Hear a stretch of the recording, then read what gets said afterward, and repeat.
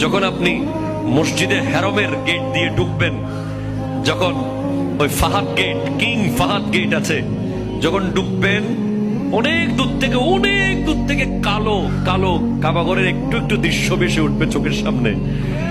তখন দোয়াটা করবেন, কি দোয়া করবেন কয়টা? যখন কয়টা? একটা দোয়াই কবুল হবে দেখার সাথে সাথে।